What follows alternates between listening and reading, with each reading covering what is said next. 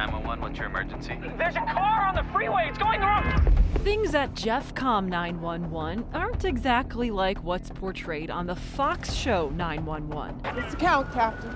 I'd like to watch another episode to see if my mind can be changed. It is a dramatic profession, but I think it also has to come with a level of still business, still customer service. 7, 8, 9, 10. But these call taker recruits, Let me take this off. a former nurse, a flight attendant, a customer service sales associate, a firefighter, and a parks ranger, are in for some stressful days. I tell people day one that they're going to have bad days.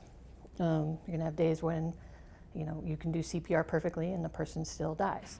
And here we go. Well, you're always going to be nervous. The problem solvers met them on their third day of training. I know that when the time comes and I'm allowed to take calls on my own, I'm gonna feel confident. And after beating out more than 200 other applicants by passing a background check, a lie detector test, and psychological evaluations. Well, the weirdest question was, do you ever have thoughts about things that you don't want to talk to with other people? It was a long, couple months, 3 months process. These recruits, part of a group of 10, say they're ready for anything. Everyone works at different optimal levels of pressure. And I found mine. You don't know how you're going to react, but you just have to remain calm. You're doing a great job. Just support the baby's head and let me know when the baby's completely out, okay?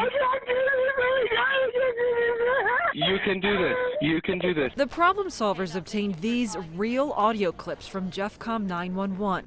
I'm fine, but there's an accident up ahead, a bunch of black smoke on I-70. Intense emergencies in Jefferson County that require patience and poise, like the deadly I-70 semi-truck crash in 2019. You have to be able to hear and process and think on your feet. Deputy Director Michael Brewer says this Jeffcom 911 center merged 8 different emergency communications centers in 2018, making things more efficient when tragedies like this crash happen. There were well over 20 agencies that responded to that, and we were able to contain all that communications internal to Jeffcom. Before, you would have had 8 different centers that were trying to pass calls back and forth, trying to call each other. We found data showing these call takers and dispatchers will be fielding more than just crash calls. There are more than 4,000 calls a year for domestic situations, more than 1,600 for assault, and more than 9,500 annual theft calls. Plus all the hang-ups, more than 48,000 over the last year. I'm just excited to be here, so. The problem solvers are following them through the process.